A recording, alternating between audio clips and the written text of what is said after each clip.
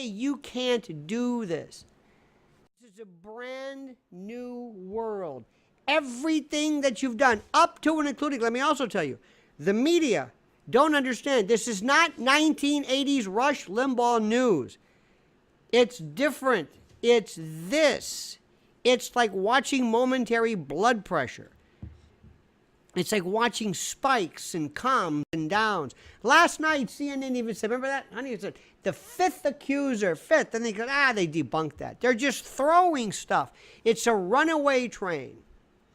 Imagine a runaway train that you want to be running away. And you're breaking pieces of wood and throwing it into the boiler, into the furnace. And we're taking newspapers and throwing it in.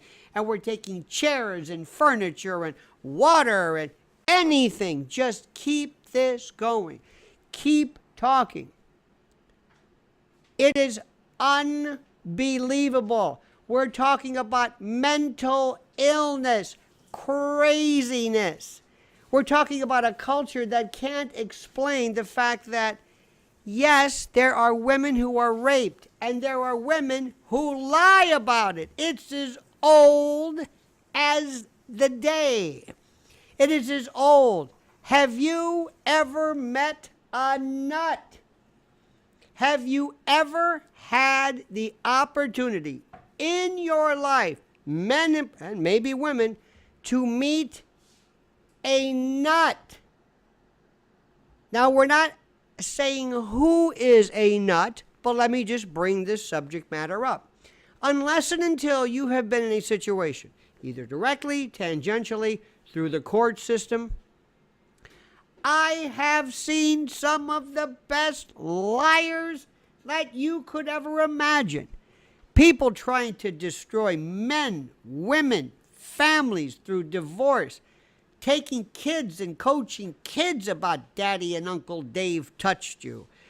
People, young men, lies, University of Virginia, Duke lacrosse, prosecutors, people putting their lives on the line, their reputations on the line, perpetuating something that they know is a lie. We live in a system where people who are on death row, not the record label, but actual death row, prosecutors know they aren't guilty, will keep fighting because they don't want to admit a mistake. We live in a corrupt and sick and fetid, rotten, feculent, horrid world of lies, of insanity. People, I put that picture up. I want you to look at Alex Forrest. Remember one of the most poignant moments in American cinematography, Fatal Attraction. I'm not going to be ignored. You don't understand how this thing goes. You're not going to do this to me. Take that mentality and come up with every gradation and aspect of it you can imagine. Lawrence Stahl said, Google privacy executive dances well when questioned. Excellent. Fender Strat says, Lionel, do you feel any degree of shame at being an American in 2018? No. My grandma told me all about the young boys from Kansas and Iowa based in the north of Ireland in World War II. Did they die for nothing? No. No. No. Has nothing to do with it. And by the way, I don't know where you're from, sir, about Northern Ireland. Do you want me to go through the history of Ireland and point out good parts and bad parts? Do not extrapolate this. It's a very good question, by the way. Michael Fedler, 2 guys came forward and said they may have done it. Well, not that they may have done it, but they may have been the person. Where did this come from? Last night? Who's had all of this? What men come forward and say, hey, wait a minute, that sounds like me? Who comes forward and says, yeah, I could be. Yeah, let me expose myself. I'm not saying I'm involved in kind of rape, but that might have been me. Here, let me throw myself into this mix, into this. What? This is out of control. And you know what? You wanted it, you got it.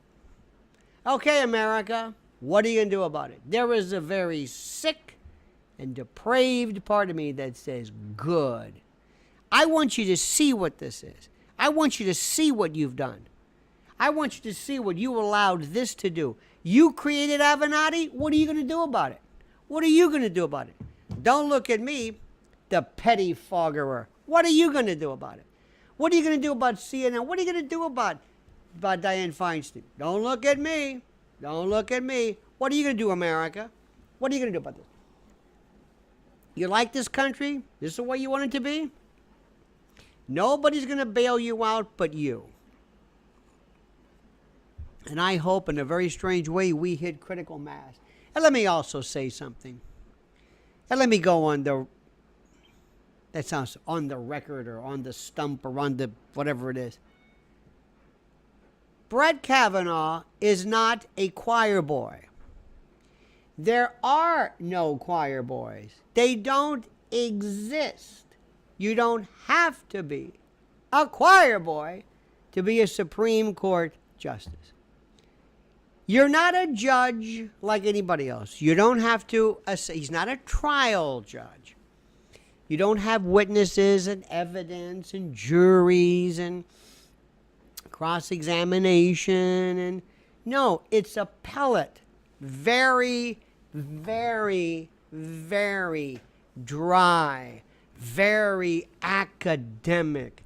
Very, think about the clinician, the medical clinician, the doctor, you know, Marcus Welby versus a pathologist or a researcher or somebody who deals more with, dare I say, matters academic.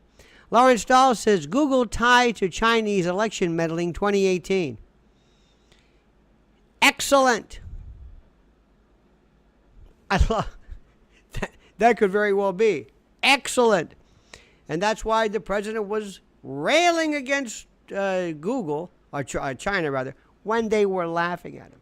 Let me go back to this. I don't want to hear any more about, well, this one, this. And she was there 5 times. Well, how come she went? She was out of high school. Why is she going back 5 times, 6 times, 10 times? Why is she going back to this rape? Why? What about this? What about the polygrapher? What about only 2 questions? They only asked 2 questions. We'll get to that later. This isn't a court. There is no appeal. There is no, this doesn't, this, there's no logic to this. There's no order to this. There's no due process to this. None of it. Half of the stuff that you see they're throwing out into the media, they're doing what they did. Listen carefully. They did this, what they did regarding the FISA court. We learned from them. Go out and say, here we go. Leak something that's not true. Leak something to CNN. Say there's a 6th accuser, a 7th accuser. Whether it's true or not. Then use that leak, which you know is a lie, to be like, to have Feinstein and one of these other people say, let's put this off indeterminately. Why? Because there's new allegations. New allegations that are complete bullshit. We learned that from FISA.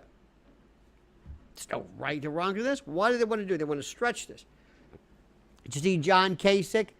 John Kasich. Shut up, John Kasich. Go away. John, it's over. It is over. You've got to understand. It's over. Your time in the sun, your time to shine, your time, it's done. When he said, I think we had to put this up. They want to put this off and put this off. Hope to God it gets traction. Hope to God it does something. Hope to God maybe somehow they can link this to some midterm issue. Trump, the party of rapists. Trump, the party of... It's the runaway train. They're throwing stuff, hoping something sticks. Keep it going. Lawrence Dahl says, I suspect she refuses to answer questions. She cannot possibly refuse to answer questions when she issued her statement before. If they would tell her, if you refuse to, it cannot happen. I would hope that. But there is no way they can say, you do realize this, that you will be a grease spot. If you make us go this far, you've committed to this, and now we already have your statement. You're going to introduce a statement. This is what you're going to do. You have to show up. The world is counting on you, Dr. Ford. Dr. Ford, you must do this for the women, for the cause, for democracy, for whatever, okay?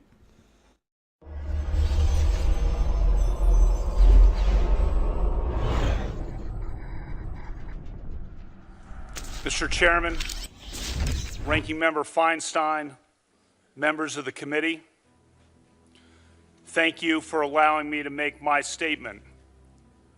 I wrote it myself yesterday afternoon and evening. No one has seen a draft or it except for one of my former law clerks. This is my statement. Less than 2 weeks ago, Dr. Ford publicly accused me of committing wrongdoing at an event more than 36 years ago when we were both in high school. I denied the allegation immediately, categorically, and unequivocally. All 4 people allegedly at the event, including Dr. Ford's longtime friend, Ms. Kaiser, have said they recall no such event. Her longtime friend, Ms. Kaiser, said under penalty of felony that she does not know me and does not believe she ever saw me at a party ever. Here is the quote from Ms. Kaiser's attorney's letter. Quote, simply put, Ms. Kaiser does not know Mr. Kavanaugh, and she has no recollection of ever being at a party or gathering where he was present, with or without Dr. Ford. End quote. Think about that fact. The day after the allegation appeared, I told this committee that I wanted a hearing as soon as possible to clear my name. I demanded a hearing for the very next day. Unfortunately, it took the committee 10 days to get to this hearing. In those 10 long days, as was predictable and as I predicted, my family and my name have been totally and permanently destroyed by vicious and false additional accusations. The 10-day delay has been harmful to me and my family, to the Supreme Court, and to the country. When this allegation first arose, I welcomed any kind of investigation, Senate, FBI, or otherwise. The committee now has conducted a thorough investigation, and I've cooperated fully. I know that any kind of investigation, Senate, FBI, Montgomery County Police, whatever, will clear me. Listen to the people I know. Listen to the people who have known me my whole life. Listen to the people I've grown up with and worked with and played with and coached with and dated and taught and gone to games with and had beers with. And listen to the witnesses who allegedly were at this event 36 years ago. Listen to Ms. Kaiser. She does not know me. I was not at the party described by Dr. Ford. This confirmation process has become a national disgrace. The Constitution gives the Senate an important role in the confirmation process, but you have replaced advice and consent with search and destroy. Since my nomination in July, there's been a frenzy on the left to come up with something, anything, to block my confirmation. Shortly after I was nominated, the Democratic Senate leader said he would, quote, oppose me with everything he's got. A Democratic senator on this committee publicly referred to me as evil. Evil. Think about that word. And said that those who supported me were, quote, complicit in evil. Another Democratic senator on this committee said, quote, Judge Kavanaugh is your worst nightmare. A former head of the Democratic National Committee said, quote, Judge Kavanaugh will threaten the lives of millions of Americans for decades to come. I understand the passions of the moment, but I would say to those senators, your words have meaning. Millions of Americans listened carefully to you. Given comments like those, is it any surprise that people have been willing to do anything, to make any physical threat against my family, to send any violent email to my wife, to make any kind of allegation against me and against my friends, to blow me up and take me down? You sowed the wind. For decades to come, I fear that the whole country will reap the whirlwind. The behavior of several of the Democratic members of this committee at my hearing a few weeks ago was an embarrassment. But at least it was just a good old-fashioned attempt at borking. Those efforts didn't work. When I did at least okay enough at the hearings that it looked like I might actually get confirmed, a new tactic was needed. Some of you were lying in wait and had it ready. This first allegation was held in secret for weeks by a Democratic member of this committee and by staff.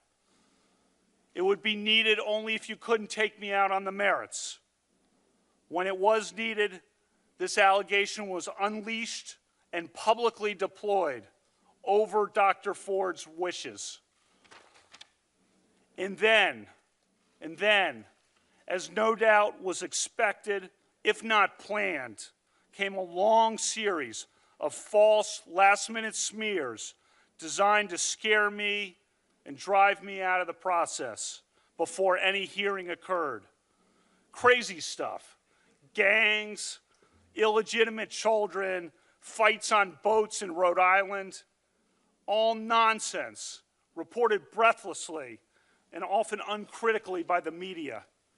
This has destroyed my family and my good name, a good name built up through decades of very hard work and public service at the highest levels of the American government.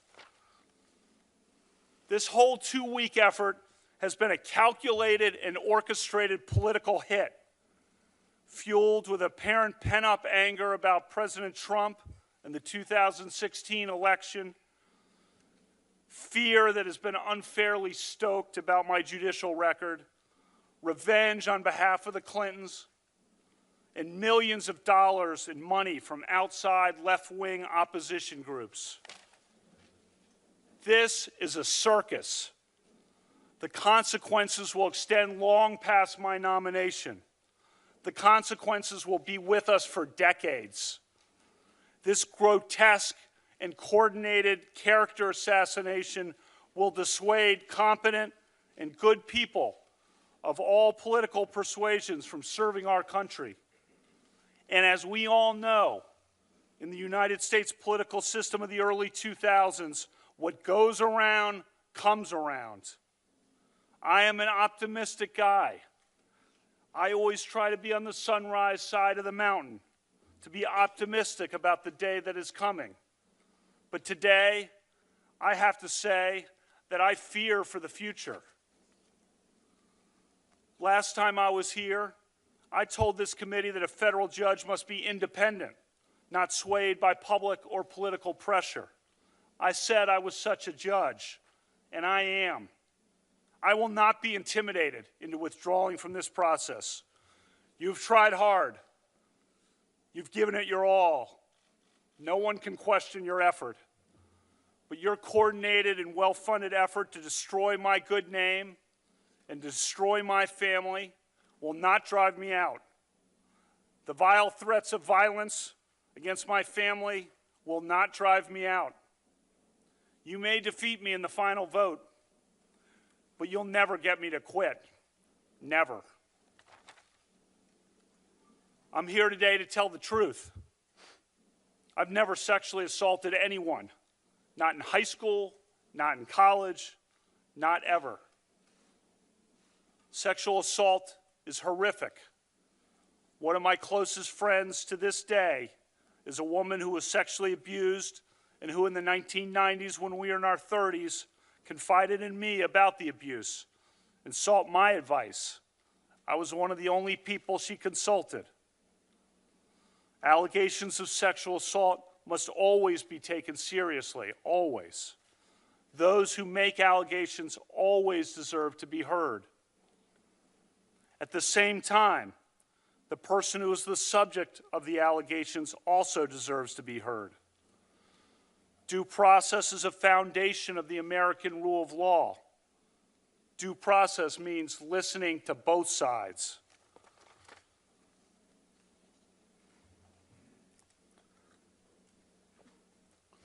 As I told you at my hearing 3 weeks ago, I'm the only child of Martha and Ed Kavanaugh. They are here today. When I was 10, my mom went to law school, and as a lawyer, she worked hard and overcame barriers, including the workplace sexual harassment that so many women faced at the time and still face today. She became a trailblazer, one of Maryland's earliest women prosecutors and trial judges. She and my dad taught me the importance of equality and respect for all people, and she inspired me to be a lawyer and a judge. Last time I was here, I told you that when my mom was a prosecutor and I was in high school, she used to practice her closing arguments at the dining room table on my dad and me. As I told you, her trademark line was, "Use your common sense. What rings true? What rings false?"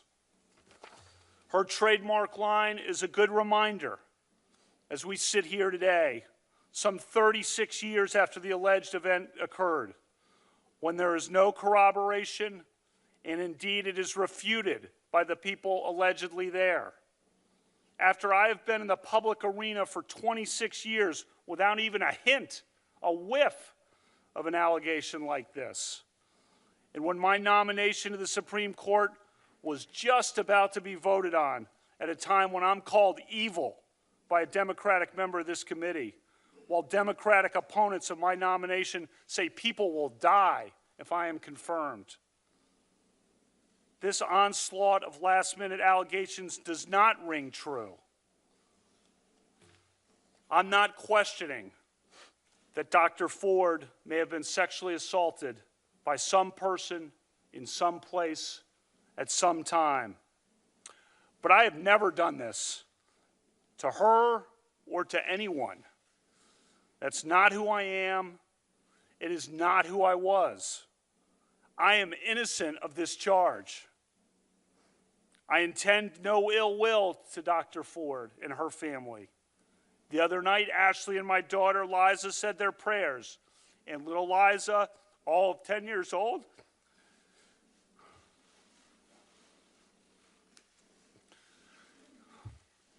said to Ashley, "We should pray for the woman." It's a lot of wisdom from a 10-year-old. We mean no ill will.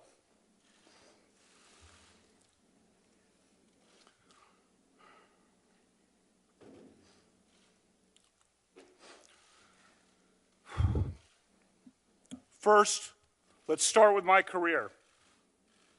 For the last 26 years, since 1992, I've served in many high-profile and sensitive government positions for which the FBI has investigated my background 6 separate times. 6 separate FBI background investigations over 26 years, all of them after the event alleged here. I have been in the public arena and under extreme public scrutiny for decades. In 1992, I worked for the Office of Solicitor General in the Department of Justice. In 1993, I clerked on the Supreme Court for Justice Anthony Kennedy. I spent 4 years in the Independent Counsel's Office during the 1990s. That office was the subject of enormous scrutiny from the media and the public. During 1998, the year of the impeachment of President Clinton, our office generally and I personally were in the middle of an intense national media and political spotlight. I and other leading members of Ken Starr's office were opposition researched from head to toe, from birth through the present day. Recall the people who were exposed that year of 1998 as having engaged in some sexual wrongdoing or indiscretions in their past. One person on the left even paid $1 million for people to report evidence of sexual wrongdoing, and it worked. He exposed some prominent people. Nothing about me. From 2001 to 2006, I worked for President George W. Bush in the White House. As staff secretary, I was by President Bush's side for 3 years and was entrusted with the nation's most sensitive secrets. I traveled on Air Force One all over the country and the world with President Bush.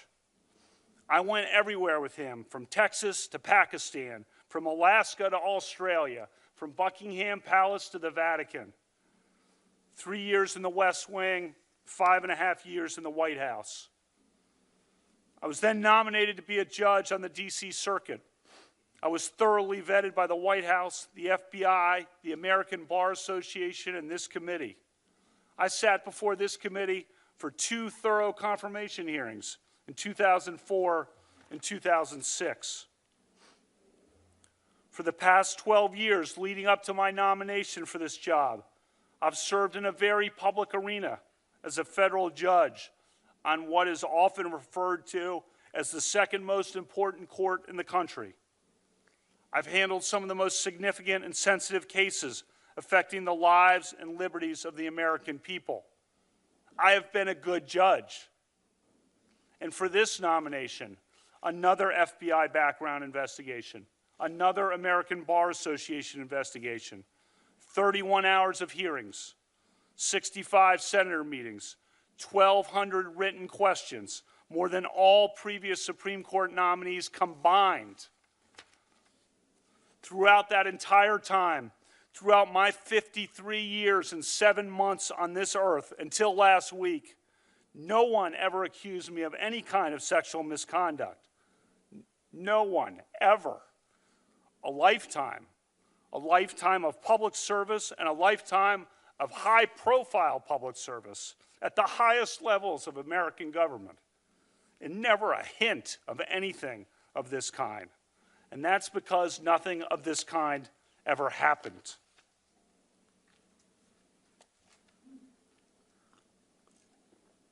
Second, let's turn to specifics. I categorically and unequivocally deny the allegation against me by Dr. Ford. I never had any sexual or physical encounter of any kind with Dr. Ford. I never attended a gathering like the one Dr. Ford describes in her allegation. I've never sexually assaulted Dr. Ford or anyone. Again, I am not questioning that Dr. Ford may have been sexually assaulted by some person in some place at some time. But I've never done that to her or to anyone. Dr. Ford's allegation stems from a party that she alleges occurred during the summer of 1982, 36 years ago. I was 17 years old between my junior and senior years of high school at Georgetown Prep, a rigorous all-boys Catholic Jesuit high school in Rockville, Maryland. When my friends and I spent time together at parties on weekends, it was usually with friends from nearby Catholic all-girls high schools, Stone Ridge, Holy Child, Visitation, Immaculata, Holy Cross. Dr. Ford did not attend one of those schools. She attended an independent private school named Holton Arms, and she was a year behind me. She and I did not travel in the same social circles. It is possible that we met at some point, at some events, although I do not recall that. To repeat, all of the people identified by Dr. Ford as being present at the party have said they do not remember any such party ever happening. Importantly, her friend, Ms. Kaiser, has not only denied knowledge of the party, Ms. Kaiser said under penalty of felony, she does not know me, does not recall ever being at a party with me ever. And my two male friends who were allegedly there, who knew me well, have told this committee under penalty of felony that they do not recall any such party and that I never did or would do anything like this. Dr. Ford's allegation is not merely uncorroborated. It is refuted by the very people she says were there, including by a longtime friend of hers. Refuted. Third, Dr. Ford has said that this event occurred at a house near Columbia Country Club, which is at the corner of Connecticut Avenue and East-West Highway in Chevy Chase, Maryland. In her letter to Senator Feinstein, she said that there were 4 other people at the house, but none of those people, nor I, lived near Columbia Country Club. As of the summer of 1982, Dr. Ford was 15 and could not drive yet, and she did not live near Columbia Country Club. She says confidently that she had 1 beer at the party, but she does not say how she got to the house in question, or how she got home, or whose house it was. Fourth, I've submitted to this committee detailed calendars recording my activities in the summer of 1982. Why did I keep calendars? My dad started keeping detailed calendars of his life in 1978.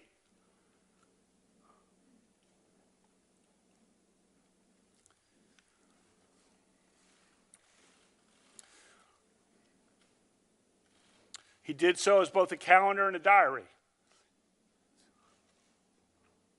He's a very organized guy, to put it mildly.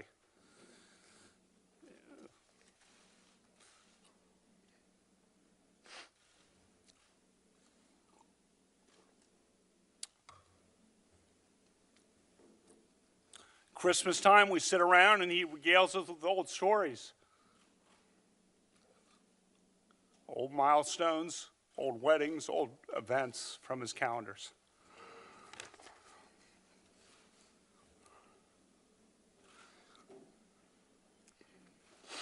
In 9th grade,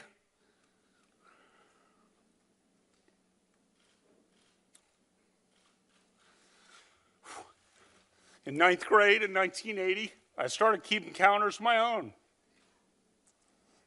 For me also, it's both a calendar and a diary. I've kept such calendars, diaries for the last 38 years. Mine are not as good as my dad's in some years. And when I was a kid, the calendars are about what you would expect from a kid. Some goofy parts, some embarrassing parts. But I did have the summer of 1982 documented pretty well. The event described by Dr. Ford presumably happened on a weekend, because I believe everyone worked and had jobs in the summers. And in any event, a drunken early evening event of the kind she describes presumably happened on a weekend.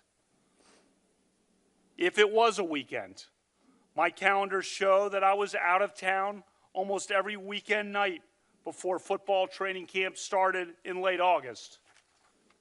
The only weekend nights that I was in D.C. were Friday, June 4, when I was with my dad at a pro golf tournament.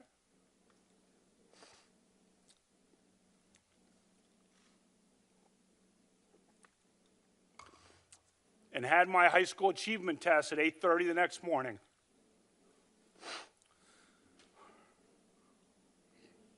I also was in D.C. on Saturday night, August 7th.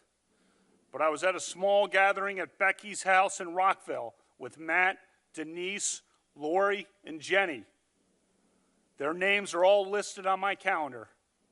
I won't use their last names here. And then on the weekend of August 20 to 22nd, I was staying at the Garretts with Pat and Chris as we did final preparations for football training camp that began on Sunday the 22nd. as the calendars confirm, that weekend before a brutal football training camp schedule was no time for parties. So let me emphasize this point. If the party described by Dr. Ford happened in the summer of 1982 on a weekend night, my calendar shows all but definitively that I was not there.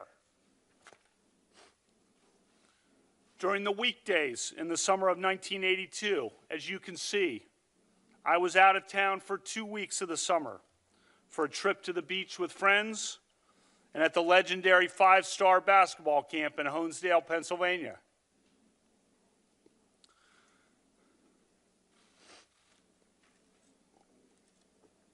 When I was in town, I spent much of my time working out, lifting weights, playing basketball, or hanging out and having some beers with friends as we talked about life and football and school and girls. Some have noticed that I didn't have church on Sundays on my calendars. I also didn't list brushing my teeth. And for me, going to church on Sundays was like brushing my teeth. Automatic. Still is. In the summer of 1981, I had worked construction. In the summer of 1982, my job was cutting lawns. I had my own business of sorts. You see some specifics about the lawn cutting listed on the August calendar page. When I had to time the last lawn cuttings of the summer of various lawns before football training camp. I played in a lot of summer league basketball games for the Georgetown prep team at night at Blair High School in Silver Spring. Many nights I worked out with other guys at Tobin's house.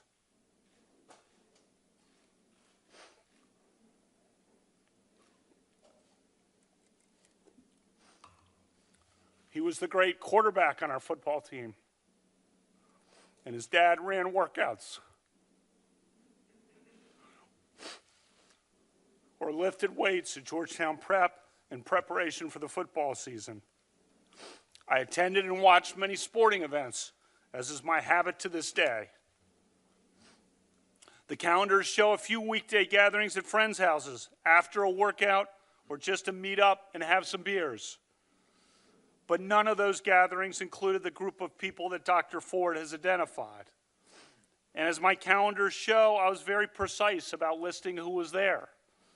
Very precise. And keep in mind, my calendars also were diaries of sorts, forward-looking and backward-looking, just like my dad's. You can see, for example, that I crossed out missed workouts and the canceled doctor's appointments, and that I listed the precise people who had shown up for certain events. The calendars are obviously not dispositive on their own, but they are another piece of evidence in the mix for you to consider.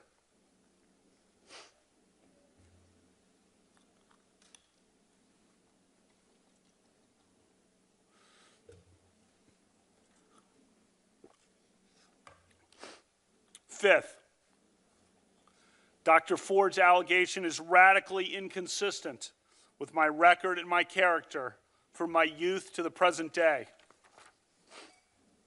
As students at an all-boys Catholic Jesuit school, many of us became friends and remain friends to this day with students at local Catholic all-girls schools. One feature of my life that has remained true to the present day is that I've always had a lot of close female friends. I'm not talking about girlfriends. I'm talking about friends who are women.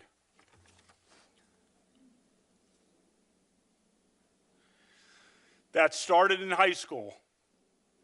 Maybe it was because I'm an only child and had no sisters. But anyway, we had no social media or text or email, and we talked on the phone.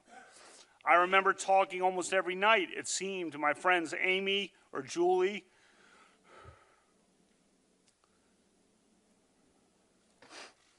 Or Kristen, or Karen, or Suzanne, or Maura, or Megan, or Nikki. The list goes on. Friends for a lifetime, built on a foundation of talking through school and life starting at age 14. Several of those great women are in the seats right behind me today. My friends and I sometimes got together and had parties on weekends. The drinking age was 18 in Maryland for most of my time in high school and was 18 in D.C. for all of my time in high school. I drank beer with my friends. Almost everyone did. Sometimes I had too many beers. Sometimes others did. I liked beer. I still like beer. But I did not drink beer to the point of blacking out, and I never sexually assaulted anyone. There is a bright line between drinking beer, which I gladly do and which I fully embrace, and sexually assaulting someone, which is a violent crime.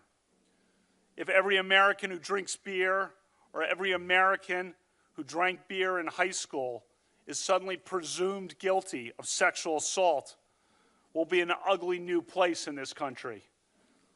I never committed sexual assault. As high school students, we sometimes did goofy or stupid things.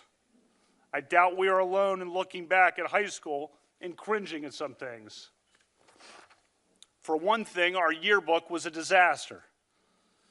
I think some editors and students wanted the yearbook to be some combination of Animal House, Caddyshack, and Fast Times at Ridgemont High, which were all recent movies at that time. Many of us went along in the yearbook to the point of absurdity. This past week, my friends and I have cringed.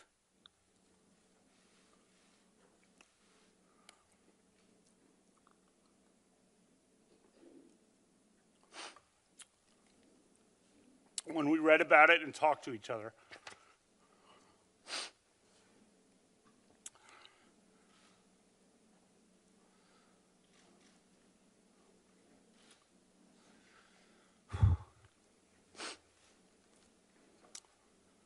One thing in particular we're sad about.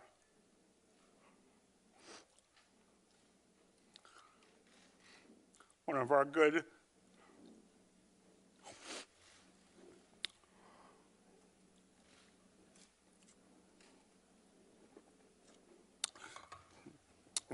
female friends who we would admire and went to dances with had her name used on the yearbook page with the term alumnus.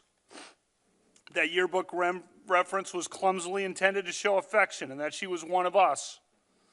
But in this circus, the media has interpreted the term as related to sex. It was not related to sex. As the woman herself noted to the media on the record, she and I never had any sexual interaction at all. I'm so sorry to her for that yearbook reference.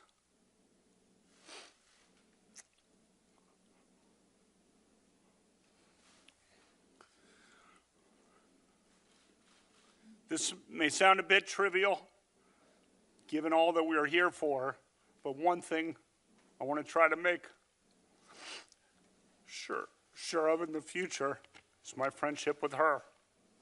She was and is a great person.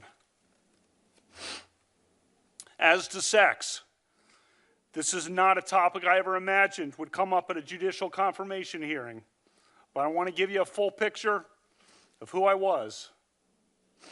I never had sexual intercourse or anything close to it during high school or for many years after that.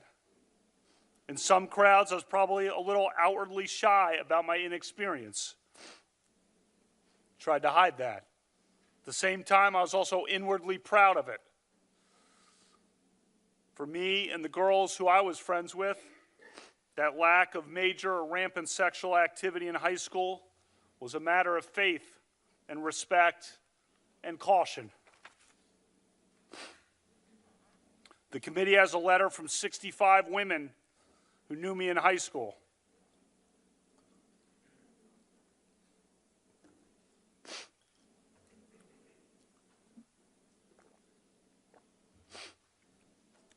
They said that I always treated them with dignity and respect. That letter came together in one night, 35 years after graduation, while a sexual assault allegation was pending against me in a very fraught and public situation where they knew they'd be vilified if they defended me. Think about that. They put themselves on the line for me. Those are some awesome women, and I love all of them. You also have a letter from women who knew me in college.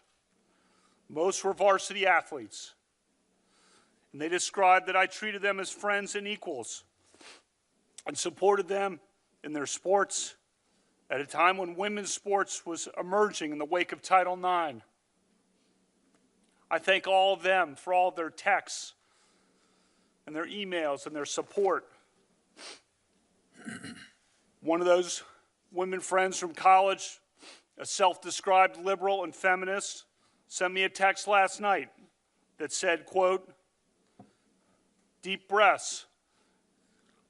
You're a good man, a good man, a good man." A text yesterday from another of those women friends from college said, quote, "Brett, be strong, pulling for you to my core." A third text yesterday from yet another of those women I'm friends with from college said, "I'm holding you in the light of God."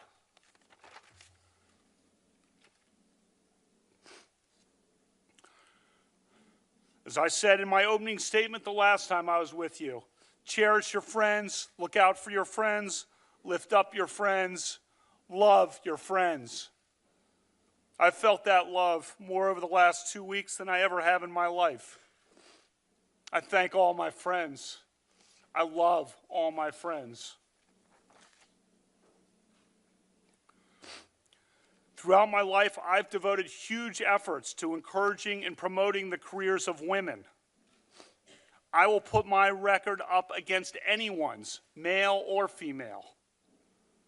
I am proud of the letter from 84 women who worked with me at the Bush White House from 2001 to 2006 and described me as, quote, "a man of the highest integrity."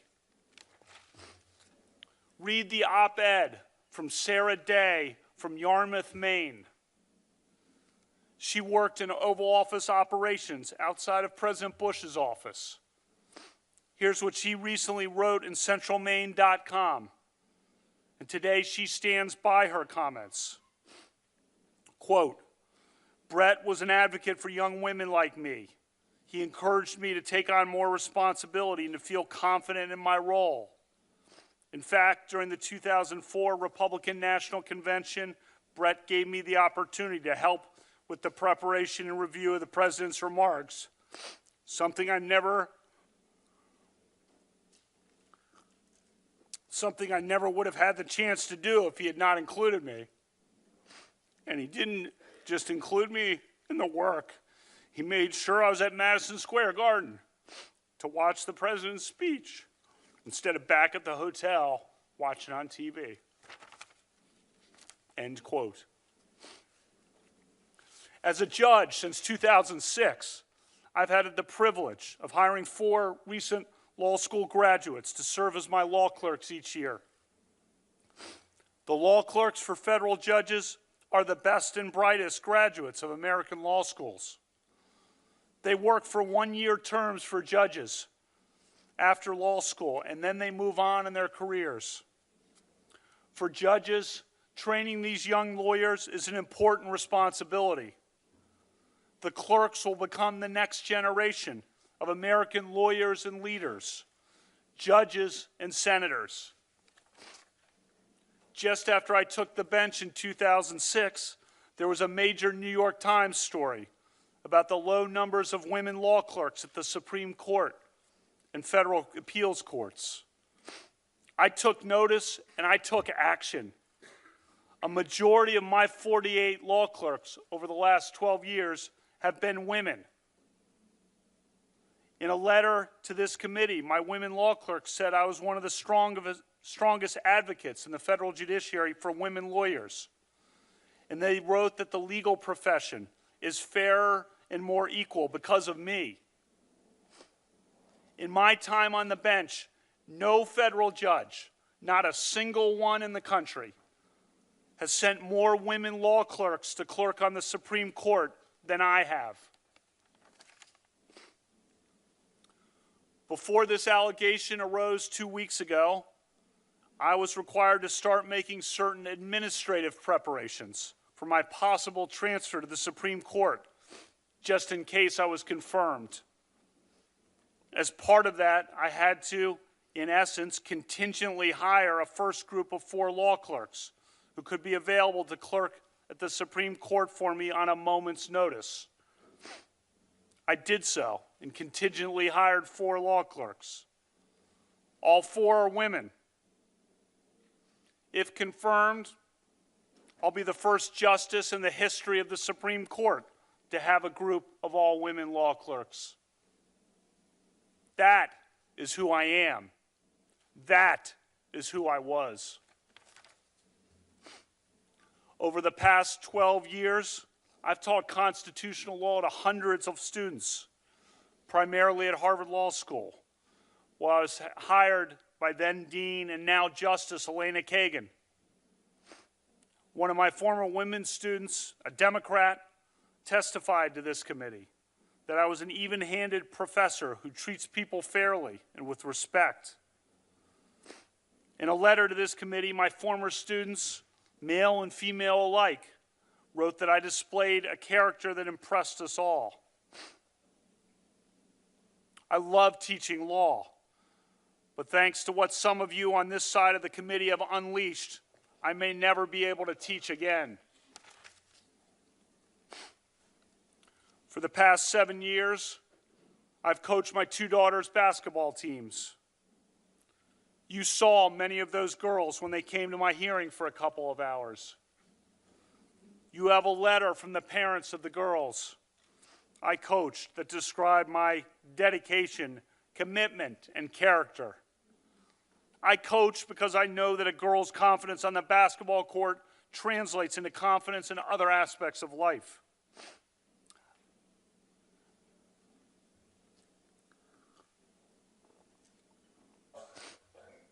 I love coaching more than anything I've ever done in my whole life.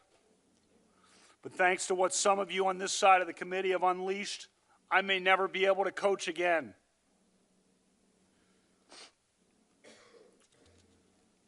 I've been a judge for 12 years. I have a long record of service to America and to the Constitution. I revere the Constitution. I am deeply grateful to President Trump for nominating me. He was so gracious to my family and me on the July night he announced my nomination at the White House.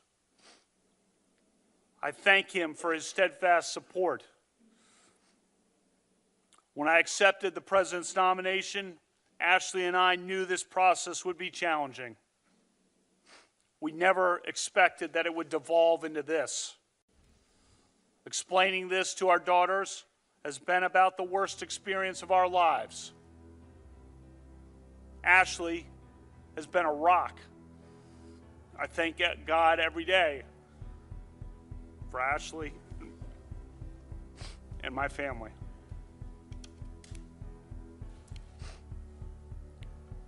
We live in a country devoted to due process and the rule of law. That means taking allegations seriously.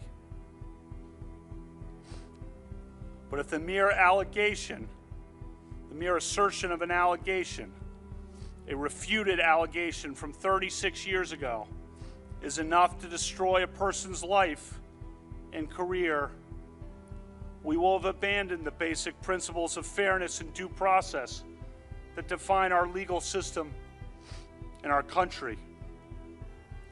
I ask you to judge me by the standard that you would want applied to your father, your husband, your brother, or your son.